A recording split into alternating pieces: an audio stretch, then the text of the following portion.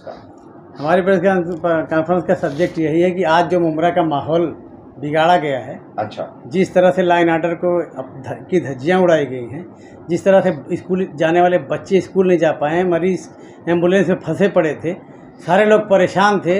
जो लोग daily wages पे काम करते हैं, नौकरियों पर जाने वाले, आज कहाँ से खाएंगे पिएंगे, जो डेली कमाते हैं और खाते हैं। इन सब सारी समस्याओं को, आवाम की जन समस्या को लेकर के आज हम आपको बुलाए हैं कि इस तरह के कार्यक्रम करके लोग जो माहौल बिगाड़ रहे हैं। और जो भी कांड इससे पहले अभी हुआ है, जिस पे मामला हो रहा है, जो प्रकरण हुआ है ब्रिज उद्घाटन में, जिस तरह से महिला मॉलेस्टिंग का केस आया है और उन्होंने कहा गया कि आमदार साहब ने किसी को धक्का दिया है या जो भी छेड़खानी का मुकदमा कायम हुआ है उनके ऊपर, मैं कहता हूं कि आमदार साहब को एक तो पहली बात, वो हमारे सब महिला या पुरुष सारे लोगों के वो एक गार्जियन की तरह हैं। उनकी एक मर्यादा है, सामने महिला हो या पुरुष हो, लेकिन अगर महिला है तो उनको इस हिसाब से ऐसा नहीं करना चाहिए था। इनका व्यवहार अच्छा नहीं था, इसकी हम निंदा करते हैं। अच्छा जी, बिल्कुल उनके व्यवहार के हम समर्थन में नहीं है। तो बीजेपी के खिलाफ शीलभंग की शिकायत दर्ज कराई है मॉलेस्टेशन से जी, तो उससे आप सहमत हैं? बिल्कुल सहमत हैं, लेकिन एक चीज़ उसमें हम जोड़ रहे हैं। हाँ। कि उस चीज़ को बारीकी से, जो हमारे साइबर क्राइम के लोग हैं या जो भी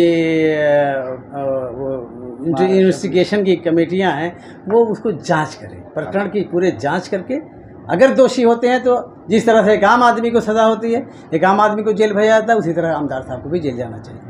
रिदा रशीद पर भी छठ पूजा के दौरान जो वहाँ पर एक वीडियो सामने आई थी, बहस हुई थी उन लोगों में, उस वीडियो को लेकर भी एट्रोसिटी का मामला पार्टी की तरफ से दर्ज कराया गया है, तो उस पर क्या कहेंगे आप? क्योंकि अब पलटवार रिदा रशीद ये उसी प्रकरण से मैं तो समझता हूँ कि जुड़ा हुआ केस है।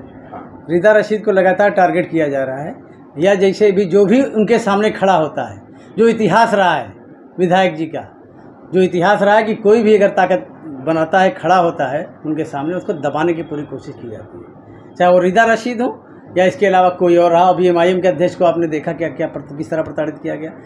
हम लोग अभी आए हैं, मैदान में उतरे, हो सकता है कि हमारे खिलाफ भी कोशिश की जाए, लेकिन अगर उन्होंने त्यागपत्र देने का फैसला किया है, जैसा कि मीडिया में चला है, तो मैं तो ये तो कहता हूँ कि उनकी ये नैतिक जिम्मेदारी बनती है कि वो जिस तरह, अगर वो हमारे क्षेत्र की, हमारे इलाके की महिला का सम्मान नहीं कर सकते तो इस पद पर उनको नहीं रहना चाहिए।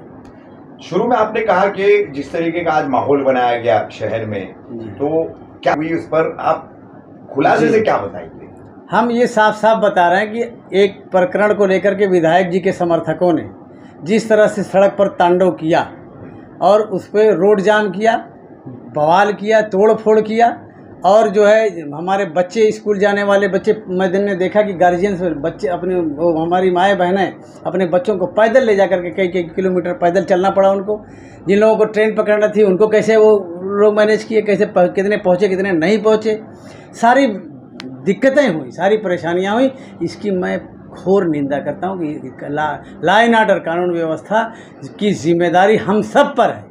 जैसे आपका कहना है लॉ एंड ऑर्डर को जो है पूरी तरीके से तहस नहस कर दिया जी, बिल्कुल। तो थाने पुलिस आयुक्त और उनके तमाम जो आला अधिकारी है, तो इस पर उनसे आप क्या कहना चाहिए? मैं तो गया था थाने में उन्हीं से मिलने के लिए। मैं पुलिस स्टेशन में, हमारे जनरल सेक्रेटरी निज़ाम शेख, हम लोग गए थे मिलने के लिए वहाँ, कि वहाँ के प्रशासन से, पुलिस प्रशासन से मिल करके पूछें कि आखिर आपने ये सब देखते हुए, इतना भीड़ सुबह से चल रही, इतना बवाल चल रहा है, तो अतिरिक्त फोर्स क्यों नहीं बुलाया? अतिरिक्त फोर्स अगर आई होती तो ये सब कंट्रोल कर लिए होते। फोर्स लेट आई तब रोड चलना शुरू हुआ। जी, उनकी भी लापरवाही है, पुलिस की भी लापरवाही। बिल्कुल, पुलिस की भी लापरवाही है। ये उनकी ही जिम्मेदारी बनती है लॉ एंड ऑर्डर को मेंटेन करना।